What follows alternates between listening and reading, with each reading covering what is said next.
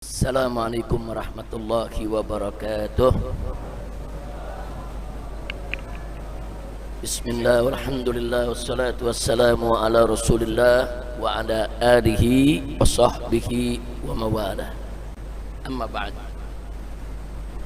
Alhamdulillah, pada malam hari ini kita sampailah kepada kronologis kisah Isra dan Mi'raj di bagian ketiga. Sudah 2 kali pertemuan kita bahas tentang Isra Mi'raj. Kita sudah membahas tentang apa yang terjadi sebelum Nabi Isra, dan kita sudah membahas apa juga yang terjadi saat Isra. Nah, itu sudah kita paparkan dengan panjang lebar. Sekarang kita masuk ke bagian tatkala Nabi Mi'raj. Saudara, baik, di bagian ini dikatakan dalam kitab kita, Bismillahirrahmanirrahim, isma'u rahimakumullah, wa qala radhiyallahu ta'ala ankum ajma'in, qala al-muallif rahimahullahu ta'ala rahmatan wasi'ah, ibtida'ul masyahidis samawiyah, itu permulaan daripada pemandangan di langit, saudara, berkaitan dengan al-uruj. Diceritakan dengan summa utiya bil mi'raj. Kemudian setelah selesai perjalanan Isra-nya, maka Nabi memasuki, saudara, tentang perjalanan Mi'raj-nya. Apa yang dimaksud dengan Mi'raj? Wa huwa sullamur rabbani, yaitu tangga ilahi, alladzi kana alaihi al-uruj, yang mana lewat tangga Rabbani inilah Nabi kita diizinkan oleh Allah untuk melesat menaikinya. Li'annal uruj, karena kenaikan Nabi, saudara, dari langit 1 dan seterusnya, lam yakun alal buraq, tidak lagi mengendarai buraq. Wa inna makana ala hadzal mi'raj, akan tetapi Nabi, saudara, yaitu melalui daripada tangga Rabbani yang disebutkan tadi. Tapi memang wa fi ba'dir riwayat, sebagian riwayat menyebutkan annahu istamarra alal buraq. Jadi di Mi'raj pun Nabi tetap mengendarai buraq hatta urija bihi ila sama, bahkan terus sampai menembus langit. Lakinnal masyhur as-sahih, tapi berdasarkan riwayat-riwayat yang masyhur dan yang sahih jauh lebih kuat, annahu raqiya fil mi'raj. Jadi Nabi memang, saudara, berjalan melesat di atas tangga Rabbani yang hanya Allah subhanahu wa ta'ala yang mengetahui hakikatnya dengan Nabi kita Muhammad sallallahu alaihi wasallam. Jadi di dalam kenaikan Mi'raj ini yang perlu kita ketahui pertama adalah Nabi menaiki sulam Rabbani, saudara, yang sebagian riwayat menyebutkan dengan al-buraq, tapi yang masyhur tidak dengan al-buraq, melainkan melalui tangga Rabbani. Nah, kemudian yang kedua, kita lihat di sini Nabi mulai menembus langit yang pertama. Kita bacakan. Fa urija bina ila sama'id dunya, saudara. Fastaftaha Jibril babas sama. Jadi Nabi diajak oleh Jibril lewat tangga Rabbani tadi, sampailah di pintu gerbang langit dunia yang pertama. Langit pertama itu disebut, saudara, langit dunia, saudara. Nah, kemudian malaikat Jibril istaftaha, meminta kepada penjaga daripada pintu langit yang pertama untuk membuka pintu. Nah, jadi ternyata tiap langit itu ada pintunya. Nah, malaikat yang dari sebelah dalam di balik pintu, nah, begitu diketuk oleh Jibril, Jibril minta dibuka itu pintu, maka malaikat yang di dalam pintu tersebut, di balik pintu, mengatakan, man hadza, siapa ini? Nah, malaikat Jibril mengatakan Jibril. Enggak ada malaikat yang enggak kenal malaikat Jibril, ya kawan. Ini malaikat Jibril ini biangnya malaikat, saudara, pemimpinnya para malaikat. Nah, tapi kemudian ditanya lagi orang malaikat yang jaga, saudara, di dalam, wa man ma'ak. Nah, karena kelihatannya malaikat Jibril nggak sendiri. Wa man ma'ak. Nah, siapa yang bersamamu? Siapa yang kau ajak? Kemudian dijawab oleh malaikat Jibril, Muhammad. Itu Nabi kita Sayyiduna Muhammad sallallahu alaihi wasallam. Malaikat yang di dalam kaget, ini ada manusia mau nembus langit yang pertama.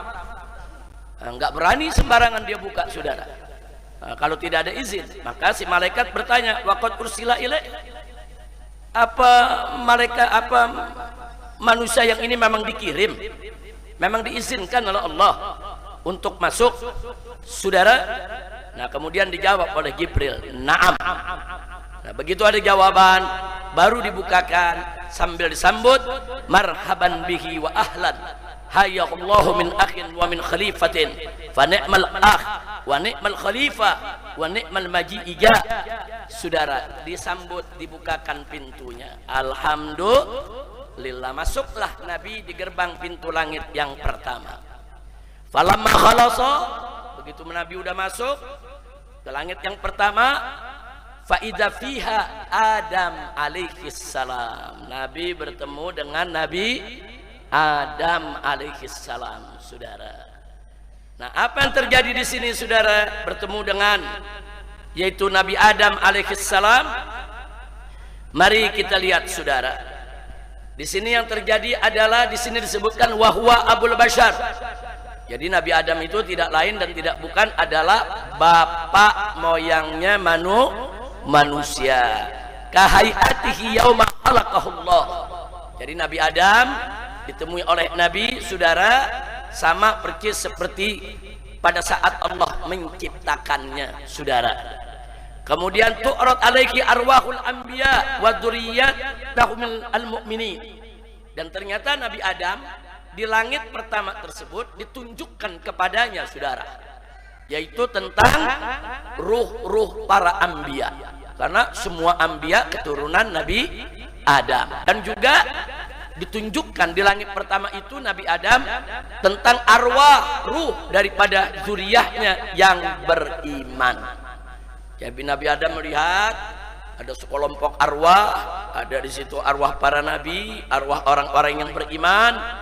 Nah, kemudian beliau mengatakan, saudara, ruhun thayyibatun wa nafsun thayyibah ij'aluha fi illiyin. Nah, saudara, jadi Nabi Adam senang melihat ruh-ruh para nabi, ruh-ruh orang-orang mulia, ruh-ruh orang-orang yang beriman. Kemudian beliau mengatakan ruhun thayyibah. Ini merupakan ruh yang baik, jiwa yang baik. Dan saudara, di mana ij'aluha, tempatkanlah mereka itu fi illiyin. Illiyin itu, saudara, ismun li'a'la makanin fil jannah, tempat tertinggi di sorga namanya illiyin, saudara. Nah, kemudian summa tu'rad alaihi. Nah, kemudian ditampakkan juga di hadapan daripada Nabi Adam alaihi salam arwah dzurriyyatahu, saudara, arwahu dzurriyyatihi al-kuffar, ruh-ruh daripada turunannya yang kafir, yang tidak beriman kepada Allah, saudara. Kemudian dikatakan ruhun khabithah wa nafsun khabithatun. Ini ruhun khabithah, ini ruh yang jelek, jiwa yang buruk, saudara, yang tempat mereka fi sijjin. Nah, sijjin ini tempat yang paling dalam di dalam neraka jahanam. Kalau illiyin tempat yang paling tinggi di surga, sijjin tempat yang paling dalam di neraka jahanam, saudara. Kemudian wara'a an yaminih, Nabi Adam melihat sebelah kanannya aswidatan wa baban yakhruju minhu rihun thayyibah, saudara. Nah, Nabi Adam melihat sebelah kanannya, saudara, ada aswidah, yaitu arwah-arwah, saudara. Dan Nabi Adam lihat di situ ada pintu yang daripadanya keluar, yaitu daripada rih, yaitu angin, saudara, yang bagus. Angin, saudara, yang bagus, yang sejuk, yang wangi. Wa ansimale, dan beliau lihat sebelah kirinya, kebalikannya, aswidatan, melihat ada kumpulan arwah, wababan, dan sebuah pintu yakhruju minhu rihun khabithatun muntinah. Nah, daripadanya keluar angin atau aroma, saudara, yang bau, yang buruk dan bau busuk, saudara. Fa idza nazara, saudara, qibala yamini, tatkala Nabi Adam melihat sebelah kanannya ruh-ruh masya Allah yang bagus-bagus, yang indah-indah, udah gitu aromanya wangi luar biasa, saudara. Apa yang terjadi? Dhahika wastabsyar. Nah, beliau ketawa, beliau senyum, senang melihat keturunannya menjadi orang-orang yang sholihin, mukminin, saudara. Nah, kemudian wa idza nazara qibala shimali, tapi tatkala beliau lihat ke sebelah kiri, di kirinya ada ruh-ruh yang jelek, baunya juga busuk, saudara. Orang-orang kafir yang enggak mau beriman kepada Allah. Apa yang terjadi? Hazina wa baka. Beliau sedih dan beliau menangis. Ini yang disaksikan oleh Nabi alaihi salatu wasalam. Yang menceritakan ini kepada kita adalah Nabi Muhammad sallallahu alaihi wasallam. Karena yang menyaksikan ini semua Nabi. Nabi dan malaikat Jibril serta malaikat Mikail yang ikut mengawalnya. Jadi yang cerita kepada kita, kepada para sahabat adalah Nabi. Nabi menceritakan dulu di langit pertama aku lihat Adam, begini situasinya, begini apa yang dilakukan Adam. Nabi lihat semua, saudara. Kemudian setelah itu fasalama alaihi Nabi sallallahu alaihi wasallam. Nabi memberikan salam kepada Nabi Adam. Faradda alaihi salam. Nabi Adam pun menjawab salamnya. Summa kemudian Nabi Adam mengatakan marhaban bil ibni saleh wan nabi saleh. Marhaban itu artinya selamat datang, dengan penuh sukacita menyambutnya, yaitu disebut bil ibni saleh, dengan anak keturunan yang saleh, wan nabi saleh, dan nabi yang saleh. Faqala Nabi sallallahu alaihi wasallam, saudara, ternyata pada saat itu terjadi, saudara, Nabi belum tahu kalau yang Nabi berikan salam itu adalah Nabi Adam. Nabi lihat ada orang nengok ke kanan, nengok ke kiri, ada arwah, saudara, yang wangi, yang hitam. Tadi lihat ke kanan dia senang, lihat ke kiri dia nangis. Nabi kasih salam, disambut salamnya. Dan menariknya sambutannya beliau mengatakan marhaban bibni saleh, yaitu selamat datang kepada anak yang soleh. Nabi dipanggil anak, saudara. Siapa ini orang, saudara? Wan nabi saleh. Nabi bertanya kepada Jibril, man hadza ya Jibril? Siapa orang ini ya Jibril? Jibril menjawab, hadza abuka Adam. Ini adalah ayahmu, yaitu Nabi Adam. Wa hadzikil aswida nasamu banihi. Sedangkan arwah-arwah yang kau lihat itu adalah arwah daripada keturunannya. Fa ahlul yamin minhum ahlul jannah. Yang ada di sebelah kanannya mereka adalah penghuni sorga. Wa ahlus shimal, yang ada di sebelah kirinya yang tadi Nabi Adam lihat sedih nangis, saudara, minhum ahlun nar, mereka adalah ahli neraka. Fa idza nazara qibala yamini dhahika wastabsar. Tadi kau lihat ya Muhammad, kalau dia nengok ke kanan dia senang, dia senyum, dia ketawa. Wa idza nazara qibala shimali, tapi kalau dia lihat ke kiri dia baka wa hazin, dia nangis dan dia sedih. Kemudian dikatakan wahadal babul ladzi an yamini, dan itu pintu gerbang yang ada di sebelah kanannya adalah babul jannah, pintu surga, saudara. Wa idza nadzara man yadkhuluhu min dzurriyyati, kalau dia lihat ada ruh-ruh dari keturunannya yang masuk ke pintu itu, senang Nabi Adam, saudara, senang luar biasa. Wal babul ladzi an simali, sedangkan pintu yang ada sebelah kirinya di sana babu jahannam, pintu neraka. Idza nadzara man yadkhuluhu min dzurriyyati, kalau dia lihat dari keturunannya, saudara, ada yang masuk ke dalam sana, tentu dia menangis dan dia sedih, saudara. Jadi artinya di dalam kenaikan Mi'raj ini, di langit yang pertama Nabi bertemu Nabi Adam, dan Nabi sudah melihat tentang pintu sorga dan pintu neraka, ya ikhwan. Dan ruh-ruh yang baik, yang tidak baik, semua Nabi lihat pemandangan gaib tersebut. Baik, yang berikutnya, saudara. Yang berikutnya di sini Kita mau tahu tentang pemandangan gaib kedua di langit pertama. Kemarin sudah kita bicara tentang pemandangan gaib pada saat Nabi Isra. Ingat, pada saat Nabi Isra ada pemandangan gaib. Itu pemandangan gaib yang pertama. Nah, sekarang mari kita lihat pemandangan gaib yang kedua di langit pertama, saudara.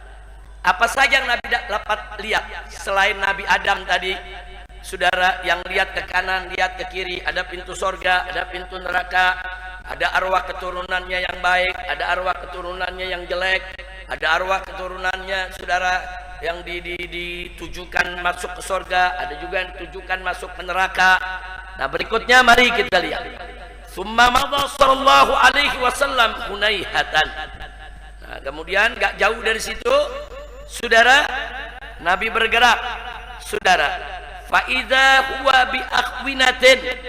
Nabi melihat, saudara, satu pemandangan gaib, ada sebuah nampan besar atau wadah besar, alaiha lahmun musyarrahun. Di atasnya, saudara, ada daging yang sudah dipotong-potong, daging segar, saudara. Dagingnya segar, bagus, sudah dipotong-potong, rapi, saudara.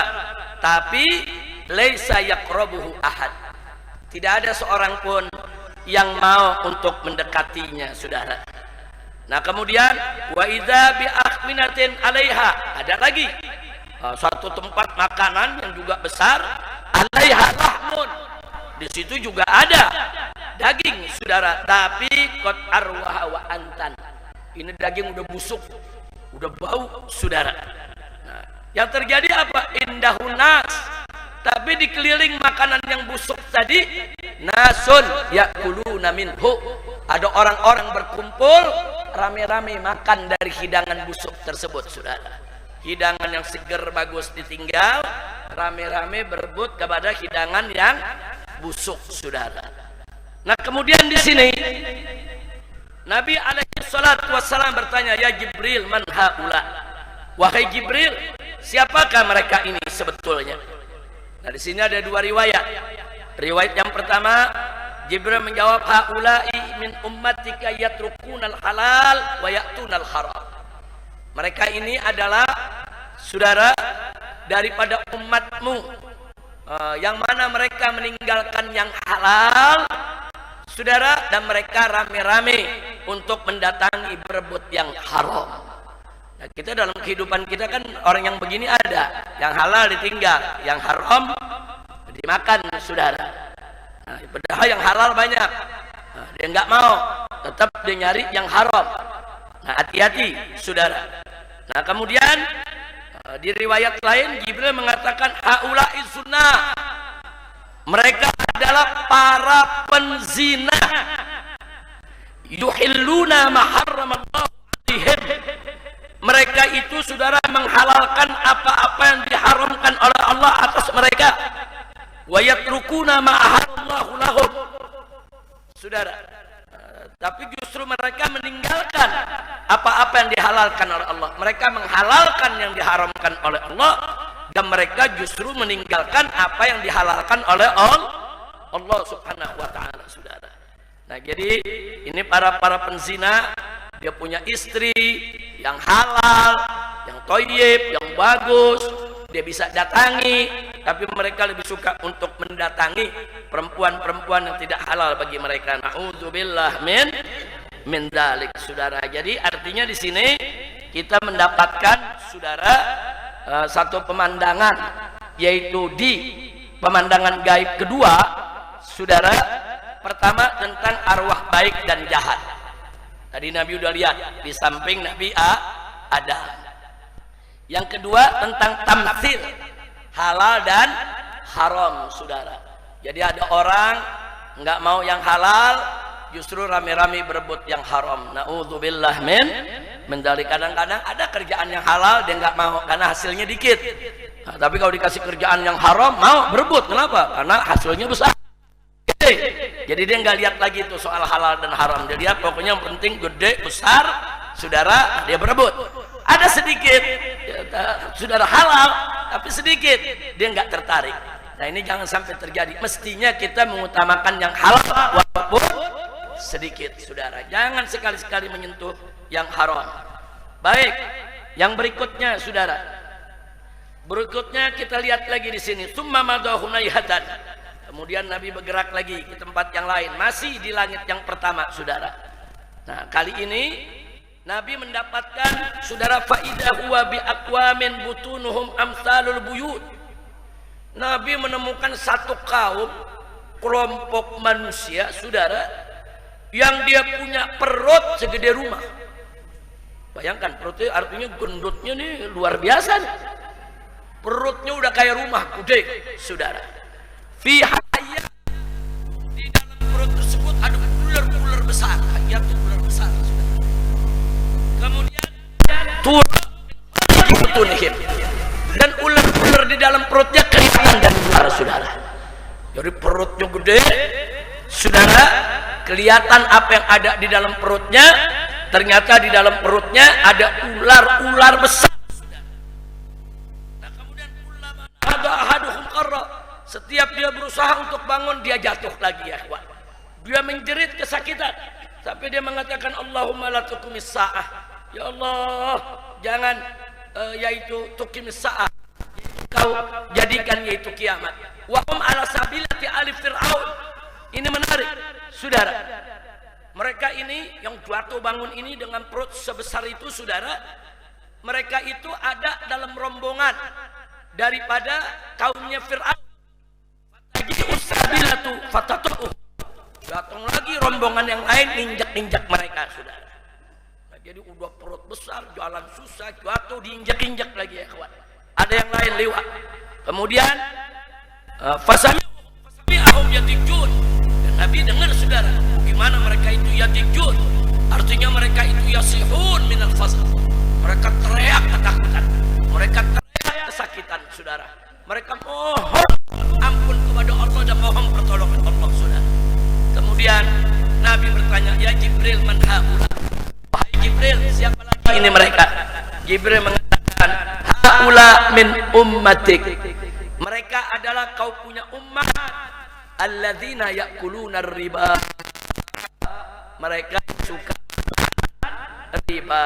La yaqumuna illa, mereka tuh nggak bisa berdiri kecuali seperti orang-orang yang berdiri yatakabbathu syaitan minal mas, seperti orang-orang yang kesurupan kemasukan setan, saudara. Udah nggak bisa mengendalikan dirinya. Na'udzubillah min dzalik. Jadi ketiga ini yang dilihat adalah oleh Nabi pemandangan tentang siksa pemakan riba. Nah, kemudian yang berikutnya, saudara, yang keempat, summa madahu naihatan. Kemudian nggak jauh dari situ Nabi jalan lagi. Faidah huwa bi aqwamin. Nabi menemukan lagi suatu kaum, kelompok-kelompok manusia. Masyafiruhum kama syafiril ibil. Dia punya bibir seperti bibir onta. Bibir onta kecil apa gede?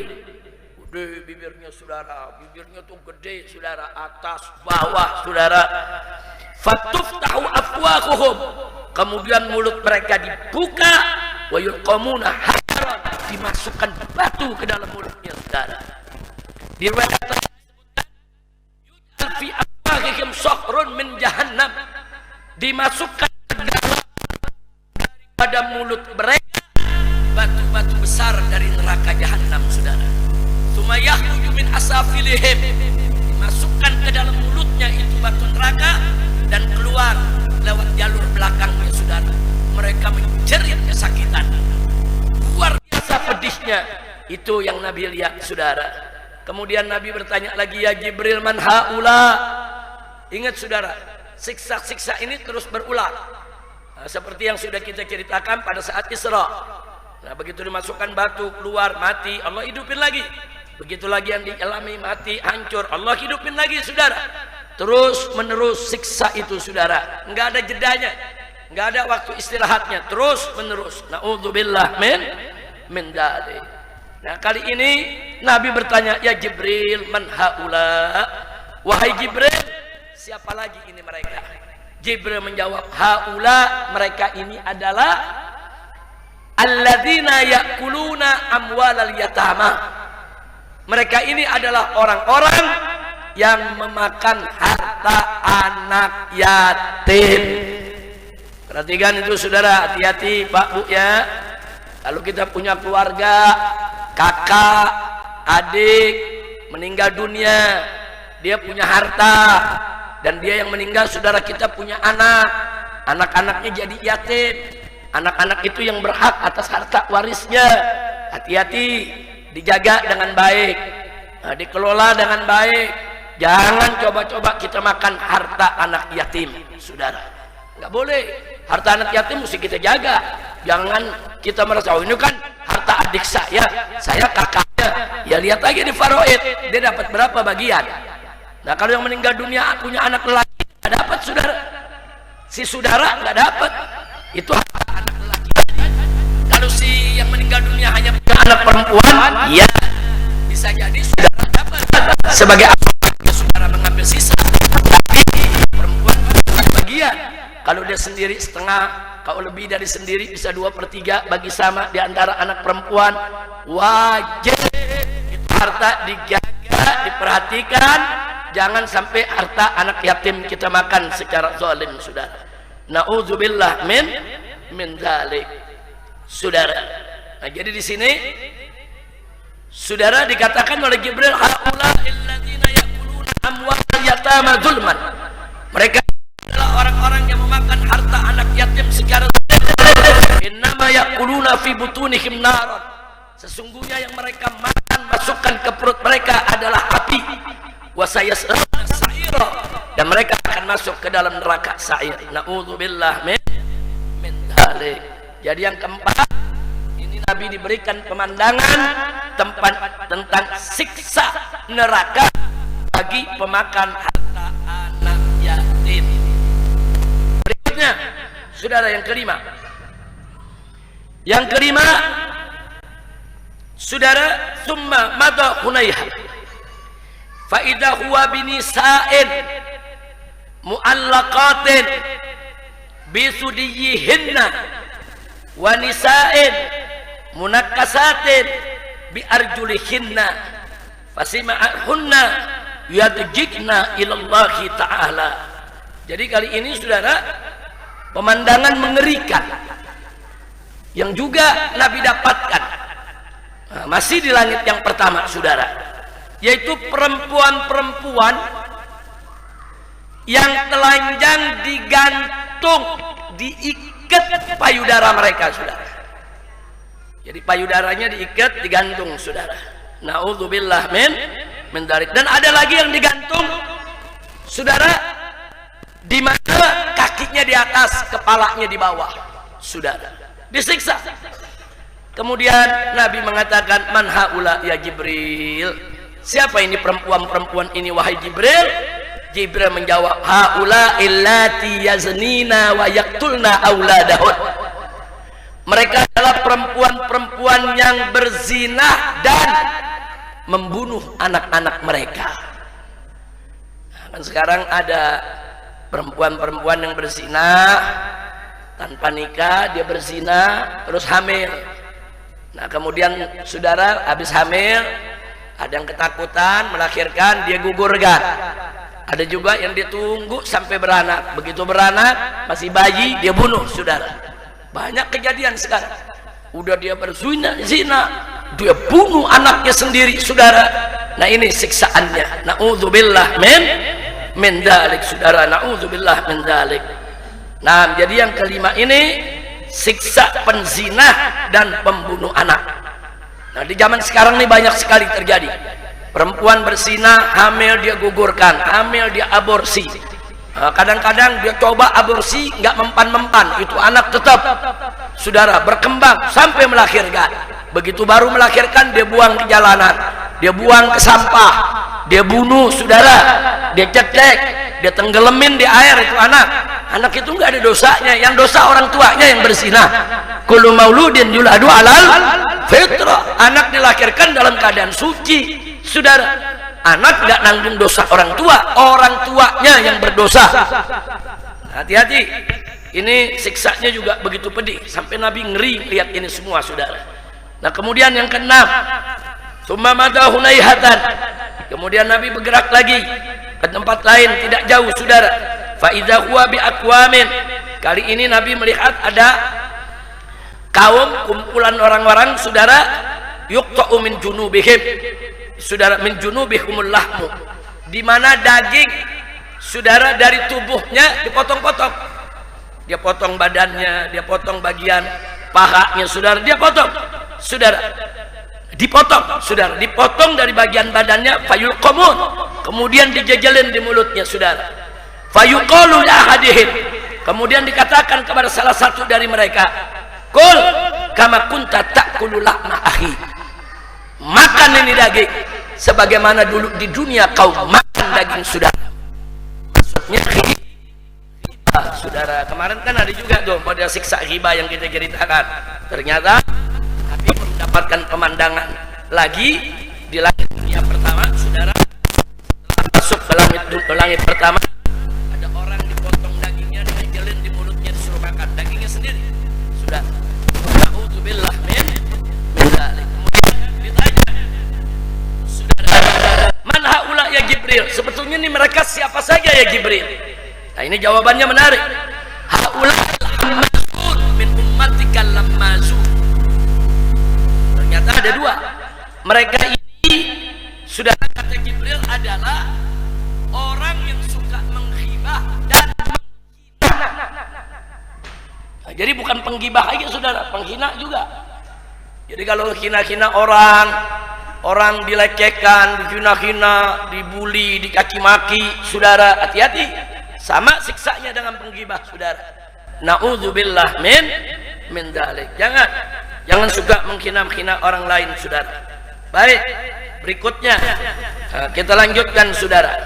Nah setelah dari sini selesai pemandangan gaib kedua di langit dunia yang pertama. Sampai di sini. Nah selanjutnya mari kita lihat saudara lanjutan daripada perjalanan Nabi, yaitu menembus langit kedua. Summa araja ila sama'it tsaniyah. Kemudian Nabi dibawa oleh Jibril saudara naik ke langit yang kedua. Fastaftaha Jibril, seperti tadi malaikat Jibril minta dibukakan pintunya, dan seperti tadi malaikat yang di dalam tanya, ini siapa? Jibril. Siapa yang bersama anda? Muhammad. Ditanya, dia udah dapat izin belum untuk masuk ke langit kedua? Dikatakan oleh Jibril, na'am. Maka Nabi disambut oleh malaikat tersebut dan dibukakan pintu saudara. Falamma khalasa, begitu Nabi masuk dengan malaikat Jibril ke langit yang kedua tersebut saudara, fa idza huwa bi ibnil khala Isa bin Maryam wa Yahya ibn Zakaria. Nah di menembus langit kedua ini Nabi kita bertemu dengan dua nabi, yaitu Nabi Yahya alaihissalam dan Nabi Isa alaihissalam saudara. Nah yang menarik di sini saudara, Nabi menceritakan saudara bahwa kedua nabi ini syabihun ahaduhuma bi sahibihi, yang satu dengan yang lain mirip saudara. Nah, ini dua nabi ini yang Nabi lihat mirip berdua saudara. Bisiyabihima, pakaiannya juga mirip. Wasya'rihima, rambutnya juga mirip saudara. Wa ma'ahuma nafarun min qaumihima. Nah, bersama dengan Nabi Isa dan Nabi Yahya, Nabi menjadi sekelompok pengikutnya saudara, pengikut kedua nabi. Kemudian wa idza Isa alaihissalam ja'dun marbu. Di sini disebutkan bahwa Nabi Isa alaihissalam saudara badannya itu tidak terlalu tinggi tapi juga enggak pendek. Enggak pendek, enggak tinggi, sedang tegap saudara. Yamilu ilal humrati wal bayad. Kulitnya saudara cenderung coklat tapi putih, putih kecoklat-coklatan. Saudara, putih coklat maksudnya kayak sawo matang tapi lebih putih, putihnya kelihatan bersih saudara. Sabitur ra's saudara. Nah itu dia punya rambut diurai. Nah, artinya diurai, nggak diikat, nggak dikepang, nggak dikonde, diurai saudara, panjang. Nah, bahkan sampai dikatakan ka'annama kharaja min dimas, sepertinya seolah-olah Nabi Isa itu seperti baru selesai mandi. Kalau selesai mandi bagaimana rambut? Agak basah saudara. Nah, kemudian syabbahahu bi Urwati ibn Mas'ud. Di zaman Nabi ada orang namanya Urwah ibn Mas'ud, Nabi umpamakan, saudara, di mana performa daripada Nabi Isa kurang lebih seperti Urwah ibn Mas'ud, digambarkan kepada para sahabat. Fasallama alaihi man Nabi sallallahu alaihi wasallam. Nabi memberikan salam kepada Nabi Yahya dan Nabi Isa. Faradda alaihi salam. Kemudian keduanya menjawab salam Nabi. Bahkan keduanya mengatakan marhaban bil akhis salih wan nabiy salih. Selamat datang kepada saudara yang soleh dan nabi yang soleh. Wa da'a lahu bi khair. Kemudian keduanya mendoakan Nabi. Nah, itulah yang terjadi di langit kedua, saudara. Nah, setelah itu diceritakan summa araja ila sama'is tsalitsah. Selanjutnya Nabi menembus langit yang ketiga. Nah, di langit yang ketiga ini, saudara, mari kita lihat seperti tadi. Malaikat Jibril permisi dulu, malaikat yang di dalam tanya, dan seterusnya.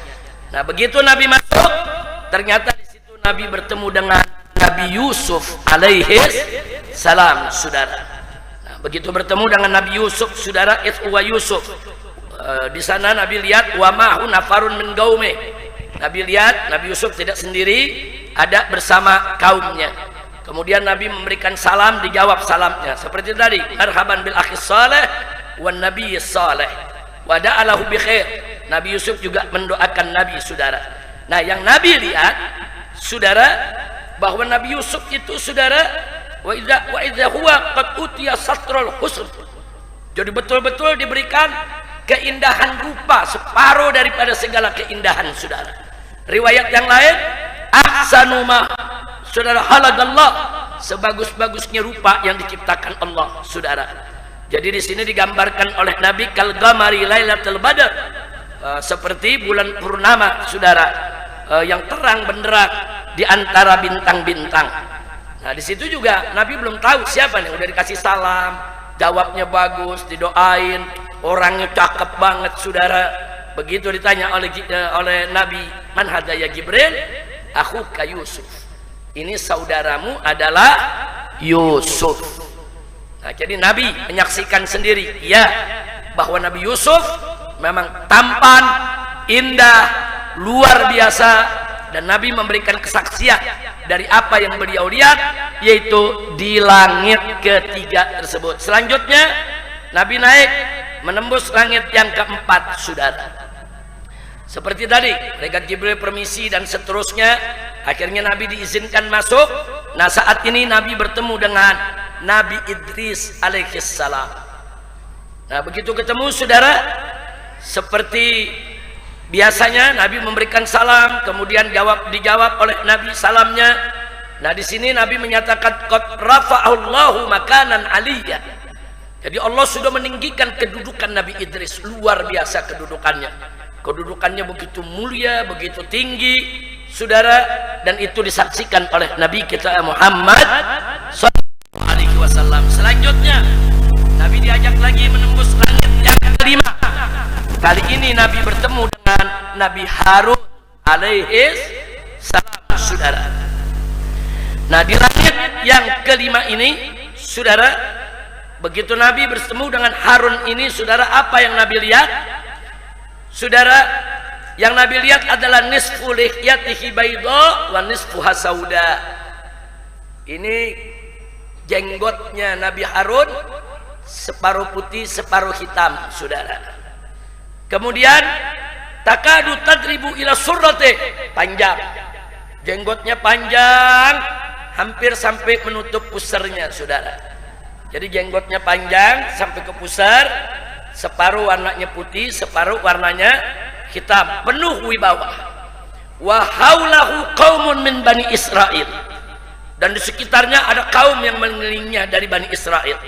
Nabi melihat siapa orang ini, Nabi beri salam, dijawab, dan Nabi juga didoakan, saudara. Lagi-lagi Nabi bertanya kepada Jibril, Jibril menjawab, hadzal rajulul muhabbab fi qaumi. Ini adalah seorang laki-laki yang sangat dicintai di tengah kaumnya.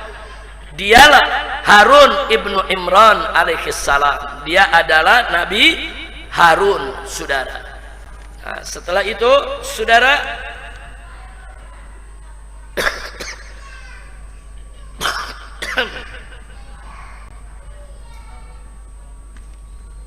Baik, ini masih di kalimat tadi. Sekarang Nabi menembus langit yang ke-6. Di langit yang ke-6, di sini Nabi bertemu dengan Nabi Musa alaihissalam dan umatnya. Saudara, mari kita lihat kisahnya.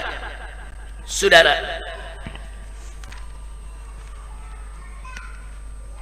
yang menarik, Nabi memperhatikan ada satu orang di belakangnya, saudara, begitu banyak pengikutnya sampai menutup ufuk, saudara, saking banyaknya, dan mereka semua ngikuti Nabi ini. Jadi dibandingkan yang tadi beda. Kalau yang tadi nggak banyak pengikutnya, saudara. Bahkan memang ada para nabi, beberapa nabi ikut orang yang satu ini, saudara. Ada nabi yang punya umat, ada nabi yang nggak ada umatnya, ada nabi yang jalan sendirian, ada nabi yang bawa pengikutnya. Tapi yang ini lain, pengikutnya banyak, luar biasa, saudara. Saddal ufuk, saking banyaknya menutup ufuk. Nabi bertanya, man hadzal jama', ini rombongan siapa ini ya Jibril? Banyak begini. Kemudian Jibril menjawab, Musa wa qaumuh.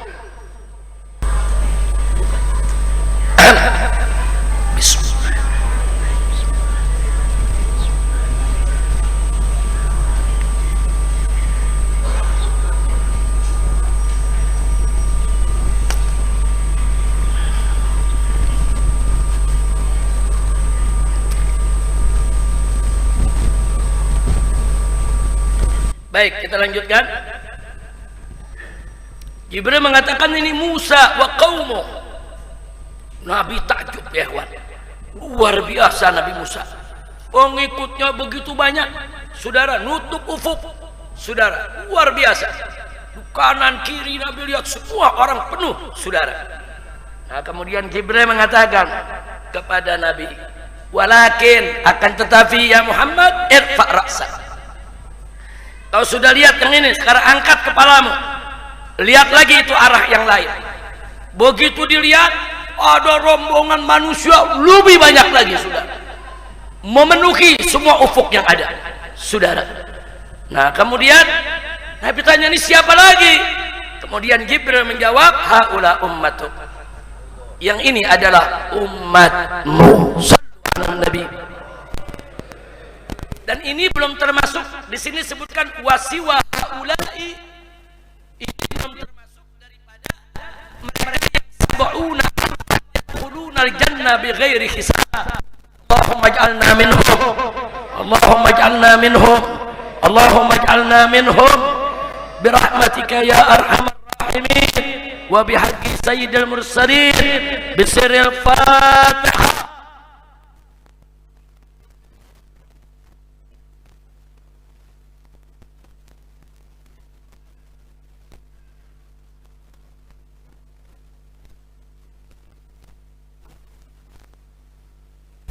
Jadi umat yang terlihat begitu banyak, luar biasa, jauh lebih banyak, saudara, daripada umatnya Nabi Musa adalah umat Nabi kita Muhammad sallallahu alaihi wasallam. Dan yang terlihat itu, kata Jibril, itu enggak termasuk yang 70.000 yang masuk surga tanpa hisab. Ada Nabi yang menyampaikan ada 70.000 umat Nabi Muhammad masuk surga langsung tanpa dihisab. Mudah-mudahan kita masuk golongan itu. Amin ya rabbal alamin, saudara. Baik. Apa yang Nabi lihat tentang Nabi Musa? Yang Nabi lihat rajulun adamu tual. Kalau tadi Nabi Isa enggak tinggi, enggak pendek juga, sedang. Tapi kalau Nabi Musa orangnya tinggi, saudara. Tinggi, tegap, gagah, saudara, penuh wibawa. Ka'annahu min rijali syanu'a. Nabi mengumpamakan saking tinggi dan tegaknya ini badannya Nabi Adam, seperti yaitu orang-orang dari suku Syanu'ah. Syanu'ah ini, saudara, satu gobilah di Yaman. Di negeri Yaman ada satu gobilah namanya gobilah Syanu'ah, saudara, yang memang mereka terkenal badannya tinggi-tinggi, tegap-tegap, saudara, kulitnya juga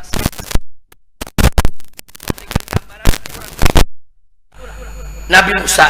Katsirus syar, rambut Nabi Musa itu tebal, banyak saudara. Laukana alaihi qamisan, andai kata Nabi Musa pakai dua baju, saudara, dua baju didobelin, nafadha sa'ruhu dunahuma. Itu saking tebalnya itu rambut bisa nembus dia punya baju, saudara. Artinya orangnya gagah, tegap, saudara, rambutnya banyak juga tebal. Fassalamu alaikum Nabi, Nabi memberikan salam, dijawab, kemudian didoai, saudara. Ada yang menarik. Di sini Nabi Musa mengatakan kepada Nabi kita Muhammad sallallahu alaihi wasallam. Kata Nabi Musa, yas'amun nas anni akramu bani Adam 'ala Allah min hada. Ada orang-orang yang mengira aku ini adalah manusia yang paling mulia daripada keturunan Adam, daripada orang ini. Maksudnya daripada Nabi Muhammad sallallahu alaihi wasallam. Kata Nabi Musa, bal huwa akramullahi minni. Dialah yang jauh lebih mulia daripadaku di sisi Allah subhanahu wa ta'ala. Dan memang faktanya sampai hari ini Bani Israel menganggap Nabi Musa yang paling mulia. Nggak ada yang lebih mulia dari Nabi Musa di antara manusia. Bahkan mereka nggak mengakui Nabi kita Muhammad sallallahu alaihi wasallam. Kemudian falamma jawazahun Nabi sallallahu alaihi wasallam, tatkala Nabi melewati Nabi Musa, saudara, kemudian Nabi melihat, saudara, baka, saudara. Nabi Musa ini lagi nangis, saudara. Kemudian ditanya, mayuki, apa gerangan yang membuat engkau menangis? Dia katakan, abki, aku menangis li'anna gulaman bu'itha min ba'di yadkhulul jannah min ummatihi akthar mimma yadkhulul jannah min ummati. Aku nangis, ternyata saudara, orang ini kita punya Nabi, saudara, masuk surga dengan umatnya yang jauh lebih banyak daripada aku punya umat. Jadi ini nangis terkagum-kagum, saudara, melihat bagaimana istimewanya Nabi kita di sisi Allah subhanahu wa ta'ala. Baik, kita lanjut saja, saudara. Setelah itu barulah Nabi masuk ke langit yang ketujuh, saudara. Di langit yang ketujuh Nabi kita bertemu dengan Nabi Ibrahim alaihissalam yang sedang duduk di atas kursi bersandar di Baitul Ma'mur, saudara. Apa itu Baitul Ma'mur? Dulu ada namanya Baitul Ma'mur sebelum zaman Nabi Nuh alaihissalam. Baitul Ma'mur itu letaknya yang sekarang letak Ka'bah, saudara. Ka'bah sekarang Masjidil Haram, dulu Baitul Ma'mur di situ, saudara. Nah, begitu terjadi tufan dan terjadi air bah di zaman Nabi Nuh alaihissalam, Baitul Ma'mur diangkat oleh Allah ke langit, ya ikhwan. Ternyata ada di langit ke-7, saudara. Dan disitulah tempat tawafnya para malaikat, saudara. Nah, setelah masuk zaman Nabi Ibrahim, dibangun kembali itu tempat, bekas tempat Baitul Ma'mur, dibangun Ka'bah yang kita kenal sekarang dengan Al-Masjidil Haram, saudara. Nah, mari kita lihat apa yang disaksikan Nabi di langit ketujuh, saudara. Begitu masuk ke langit ketujuh, seperti biasa minta izin dan seterusnya, Nabi bertemu dengan Nabi Ibrahim. Sedang apa Nabi Ibrahim?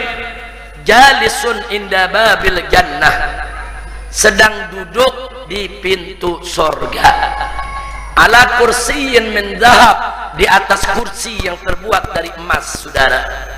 Musnadun dhahrahu, yang beliau punya punggung, saudara, disenderkan ilal baitil ma'mur, ke al baitul ma'mur. Ma'ahu nafarun min qaumih, bersama Nabi Ibrahim alaihissalam ada rombongan daripada kaumnya.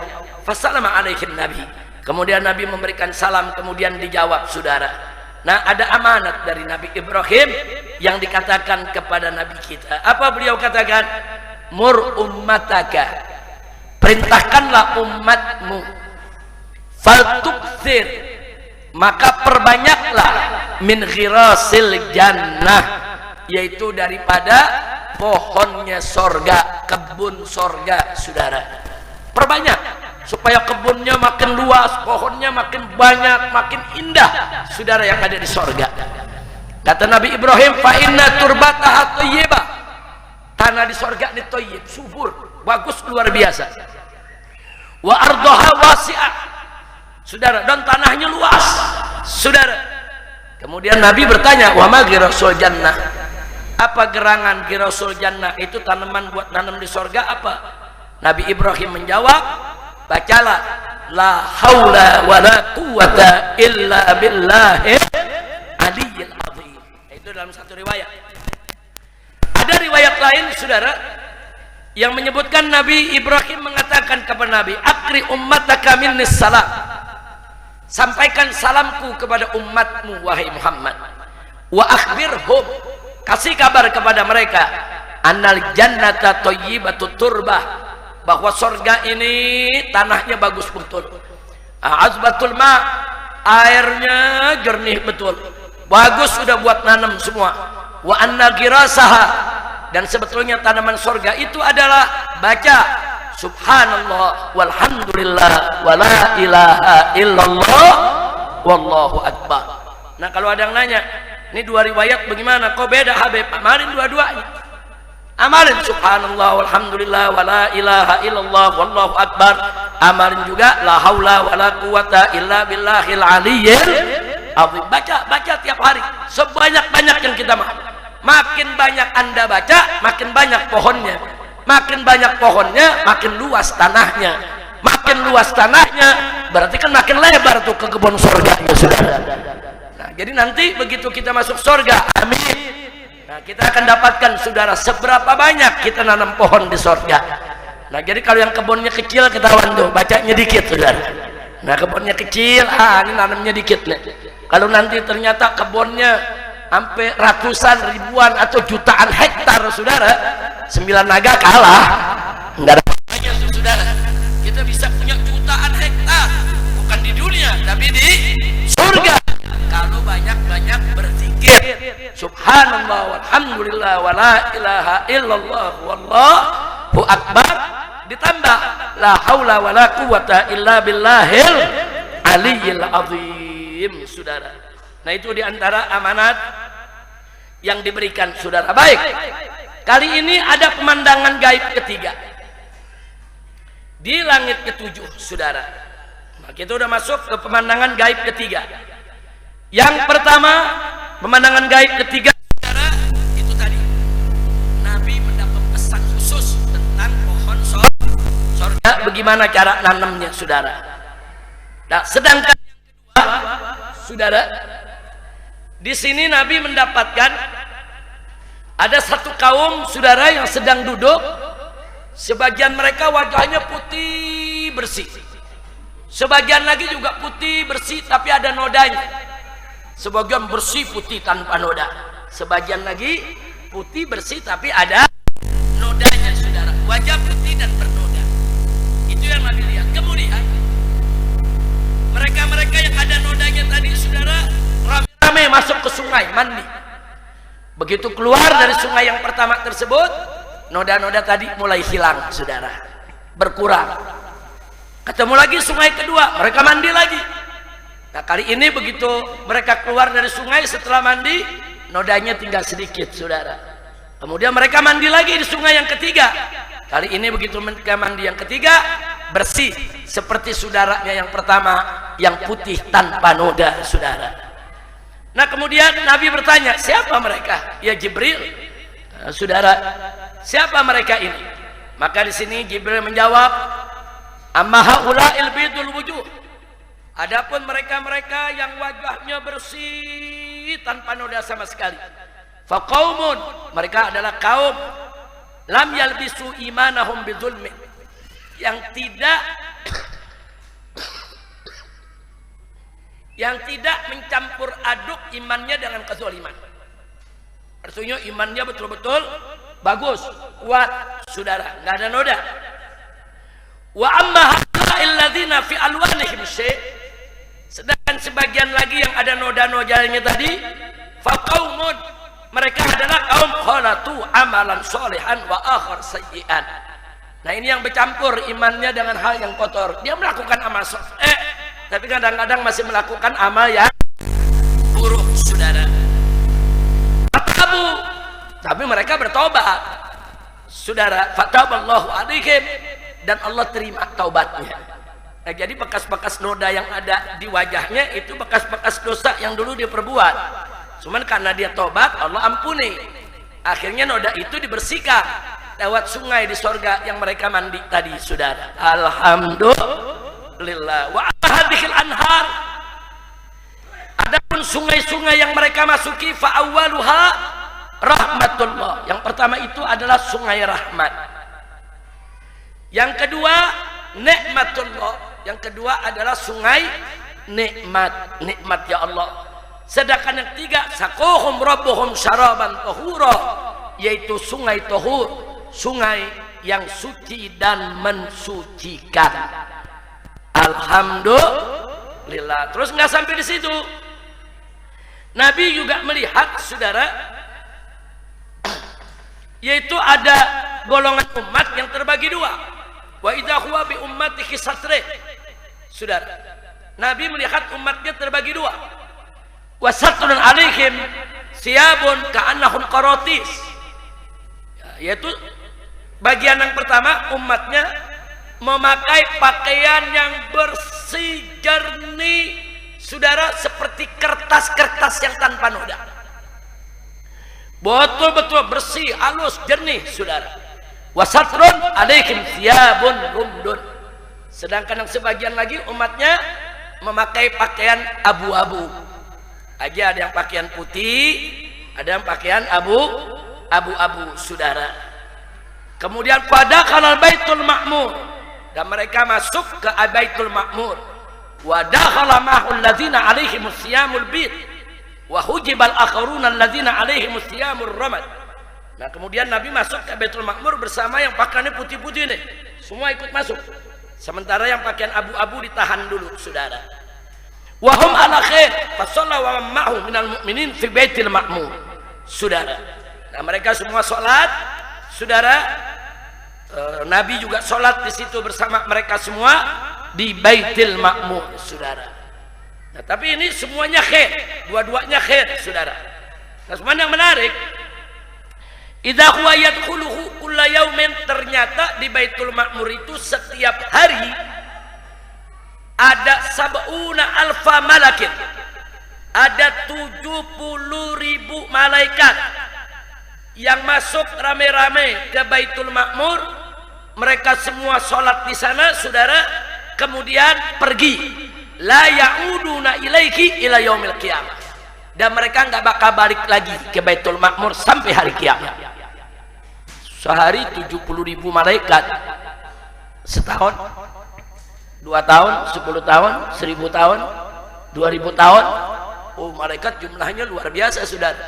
Ya, malaikat tidak beranak, malaikat tidak kawin, tapi malaikat langsung Allah ciptakan dari cahaya, saudara. Nah, dari keterangan ini, saudara, setiap hari ada 70.000 malaikat yang Allah ciptakan. Begitu diciptakan, mereka masuk ke Baitul Ma'mur. Setelah itu mereka keluar, dan mereka tidak balik lagi ke Baitul Ma'mur sampai hari kiamat. Ada malaikat yang Allah ciptakan seumur hidupnya hanya sujud saja. Ada malaikat yang Allah ciptakan seumur hidupnya hanya rukuk saja. Ada malaikat yang Allah ciptakan, saudara, dengan tugas-tugas yang diberikan oleh Allah. Jadi kalau kita mengenal 10 nama malaikat, itu pembesar-pembesarnya, itu jenderal-jenderalnya, saudara. Nah, tapi mereka masing-masing juga punya anak buah. Kayak malaikat maut, saudara, malakul maut, ada biangnya, ada jenderalnya, tapi dia punya anak buah. Yang anak buah itu dikirim untuk mencabut nyawa orang-orang yang memang sudah tiba ajalnya sesuai dengan ketetapan Allah Subhanahu wa ta'ala.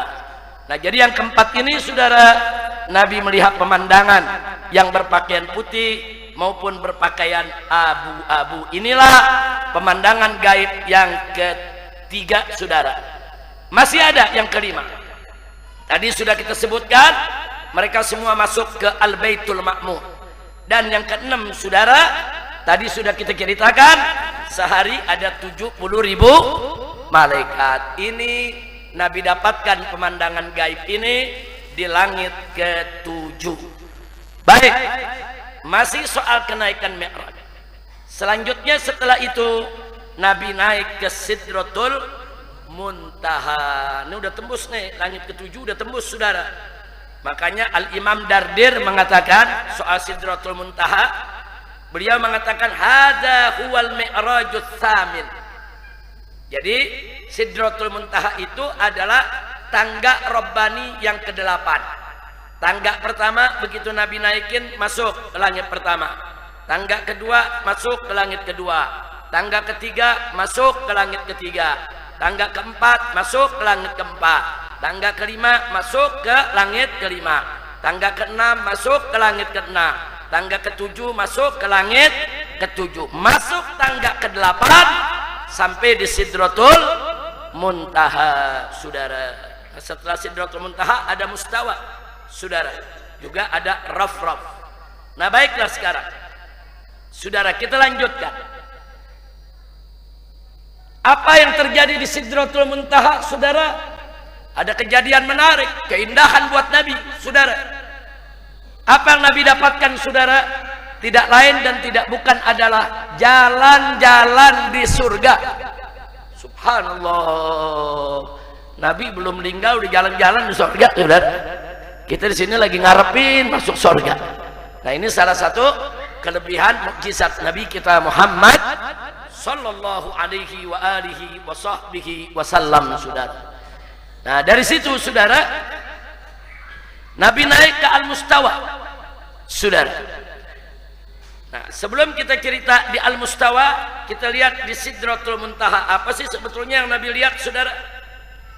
Antara lain, saudara, yang Nabi lihat di kenaikan Mi'raj ini, saudara, setelah naik Sidratul Muntaha, jalan-jalan di surga, naik ke Al-Mustawa, Nabi mendengar, yaitu gerak aklam, pena ilahi. Kemudian yang ke-11, Nabi ke Ar-Raf-Raf. Disitulah Nabi mendapatkan ru'yatullah, yaitu melihat Allah subhanahu wa ta'ala. Nah, di Sidratul Muntaha, begitu juga Al-Mustawa dan Ar-Raf-Raf, Nabi mendapatkan pemandangan gaib yang keempat. Masih ada pemandangan gaib yang keempat, saudara. Yang pertama, Nabi mendapatkan satu pohon yang sangat besar, luar biasa, saudara. Nah, pohon ini, saudara, sebagian ulama menceritakan di sini, saudara. Pohon tadi asluha, saudara, disebutkan wasidratul muntaha fis sama'is sabi'ah. Nah, wa amma ma huna fa huwa bayanun liqaulihi ata alaina fi asliha, saudara. Wasidratul muntaha fis sama'is sabi'ah wa fi riwayati annaha fis samatis sadisah. Jadi ada riwayat mengatakan Sidratul Muntaha itu, saudara, ada di langit ke-7. Tapi ada juga yang mengatakan di langit ke-6. Nah, ulama menggabungkan riwayat ini. Sebetulnya pohon besar itu, saudara, akarnya ada di langit ke-6.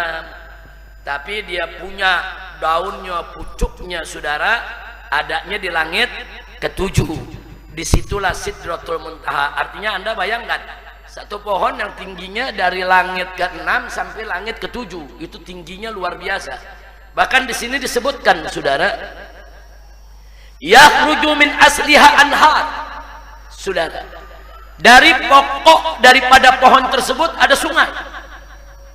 Jadi di bawah pohon itu ada beberapa sungai. Ada sungai min ma'in ghairi asid, saudara, yaitu sungai yang airnya, saudara, dia punya warna, dia punya rasa, dia punya harum, nggak bakal pernah berubah, saudara. Ada anhar min laban, ada sungai-sungai dari susu, lam yataghayyar ta'mu, yang nggak pernah berubah rasanya.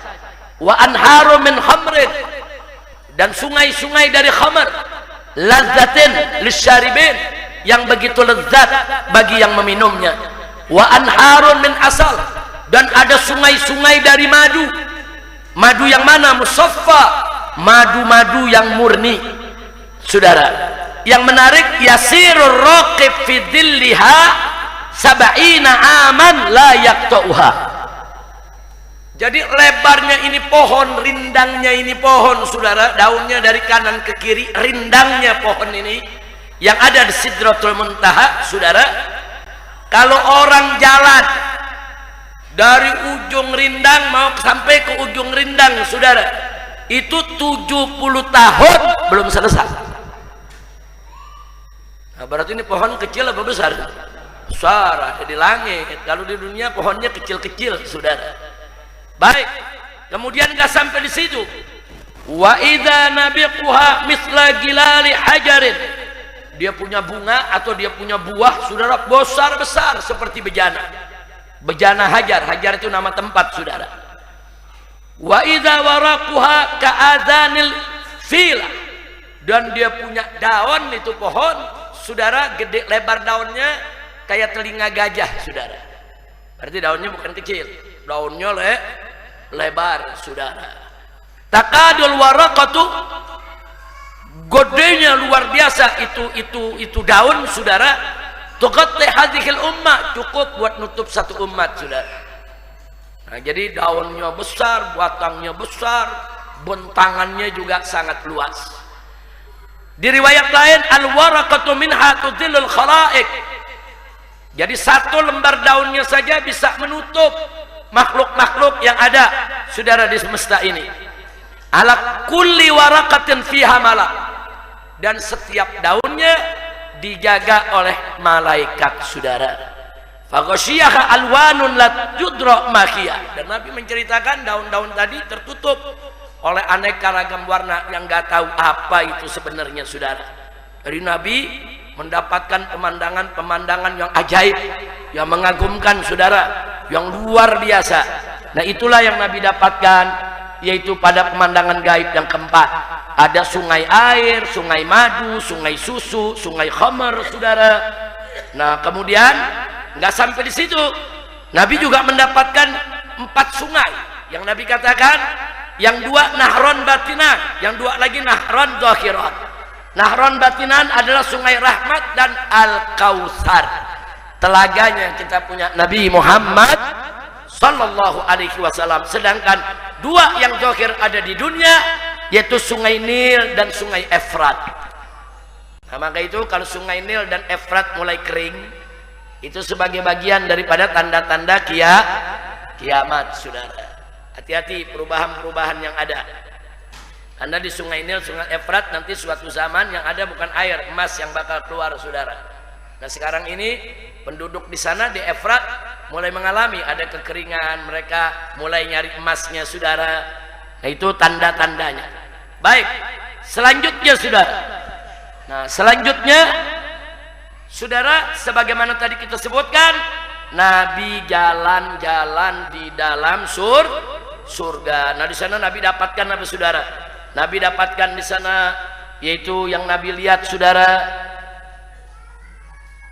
Yang Nabi lihat antara lain, saudara, di sini diceritakan, wa fi riwayah wa idza fi asliha ainun tajri yuqalu laha salsabil ansaku minha nahran ahaduma al-Kautsar yattaridu ujajan mislu sahmi alaihi khiyamul lu'lu' wal yaqut wa zabraj, dan seterusnya. Nabi melihat di sana ada sungai-sungai yang begitu indah, baik sungai Salsabil maupun sungai Al-Kautsar, saudara. Indahnya luar biasa. Nah, di sana ada kemah-kemah yang bertaburan permata, bertaburan zamrud dan lain sebagainya. Bahkan di sana ada burung-burung yang hijau, saudara, tapi luar biasa, saudara. Di sana juga Nabi melihat ini indahnya burung yang luar biasa. Dan Nabi juga lihat di kemah-kemah tersebut aneka ragam emas, perak, dan seterusnya dan seterusnya. Nah, kemudian nggak sampai di situ aja, Nabi juga melihat bagaimana ada air sungai di sana, asaddu bayadan minal laban, putihnya lebih putih daripada susu, saudara. Fa akhadha min aniyati faqtarafa min dzalikal ma fashariba. Nabi cobain, Nabi cicipi, Nabi ikut minum. Fa idza huwa ahla minal asal. Ternyata rasanya jauh lebih manis daripada madu, lebih indah. Wa asaddu rihan minal misik, dan wanginya, saudara, lebih bagus daripada wangi kasturi.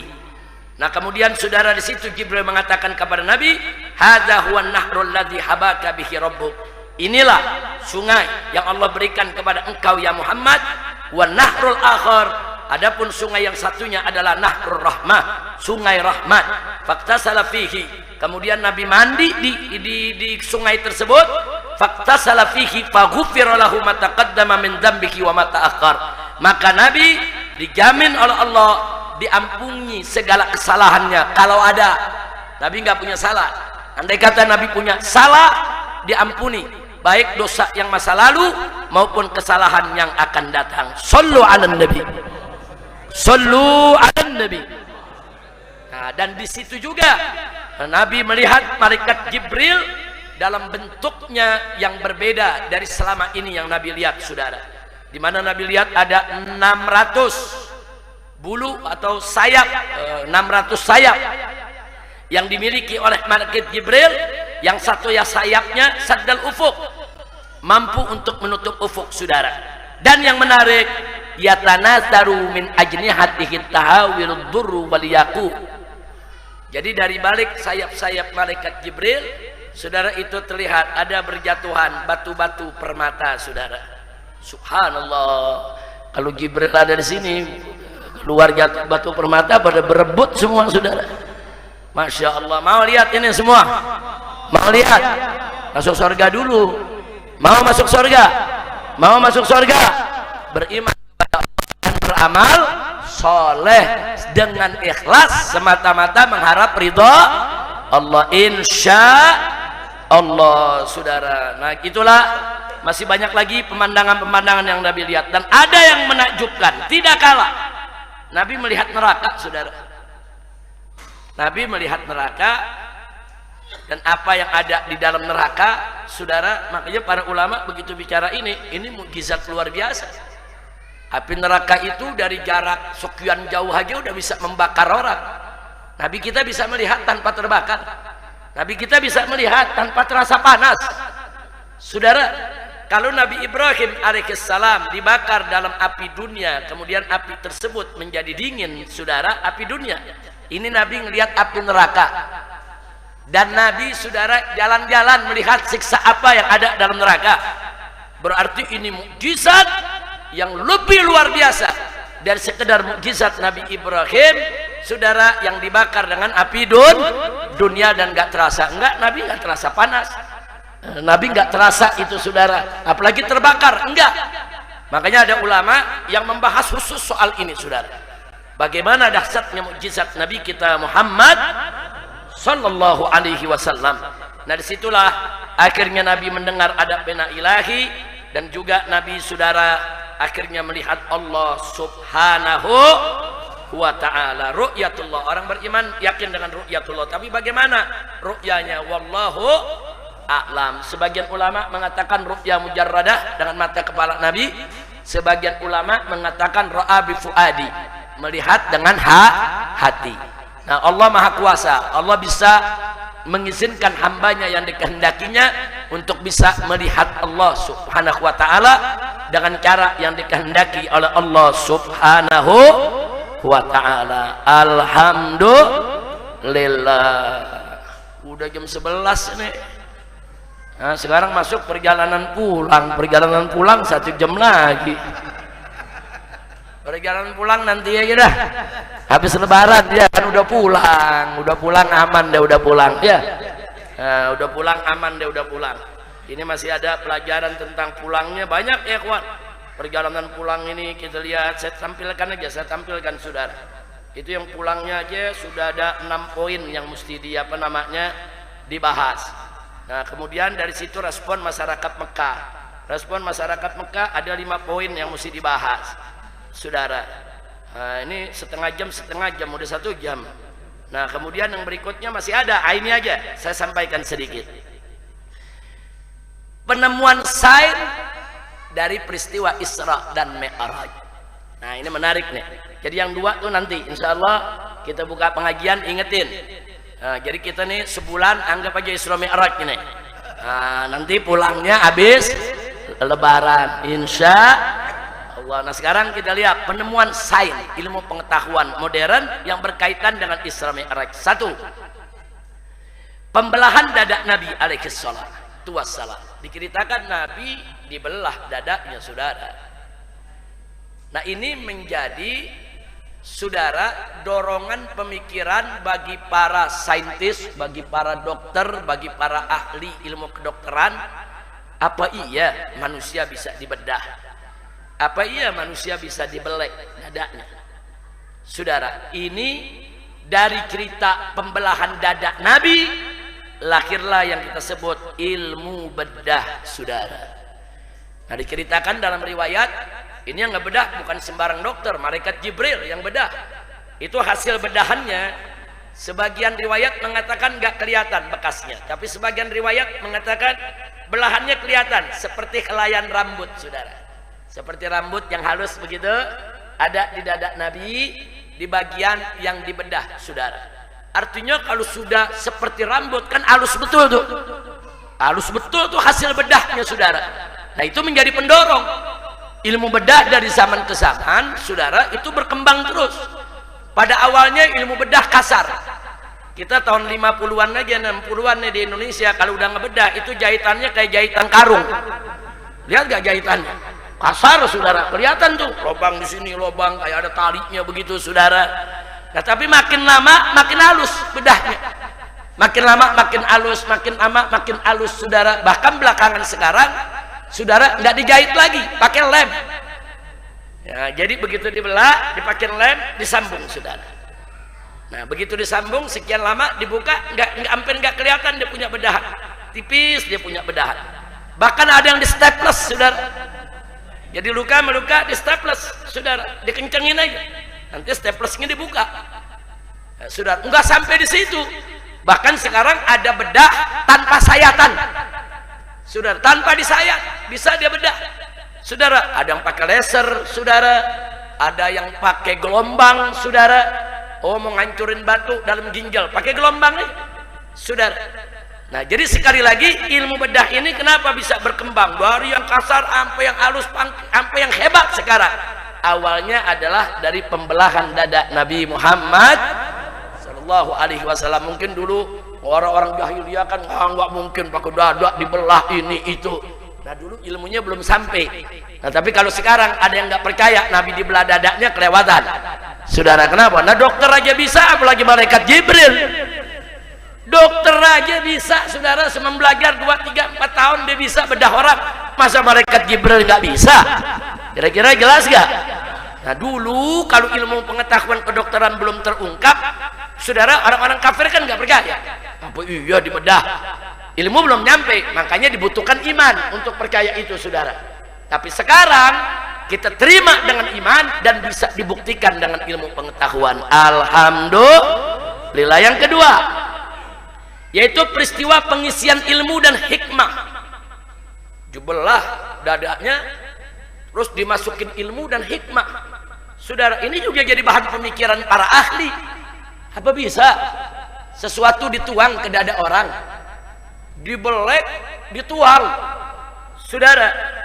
Dulu ilmu belum sampai, orang nggak percaya. Tapi zaman ini, saudara, hal tersebut biasa. Ada infus, ada transfusi darah, bahkan ada buang organ yang namanya usus buntu, bisa dibuang, saudara. Orang tetap hidup karena di dalam pembedahan tadi kan ada bagian yang dibuang, saudara. Dari hati Nabi ada bagian yang dibuang.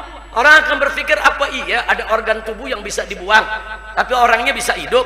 Ada, saudara. Usus buntu dibuang, orang hidup. Ginjal satu rusak dibuang, masih hidup dengan satu ginjal yang lain. Nah, artinya apa?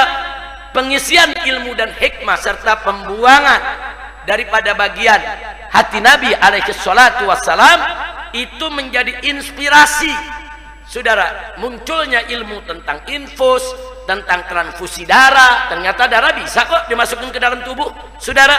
Ada organ yang bisa dibuang, bahkan ada yang bisa dicangkok, ditransplantasi, saudara, dan seterusnya. Alhamdulillah. Yang ketiga, saudara, tentang kendaraan buruk. Jadi Nabi menginformasikan kepada umat ada satu kendaraan buruk, saudara, yang luar biasa, bisa bergerak cepat.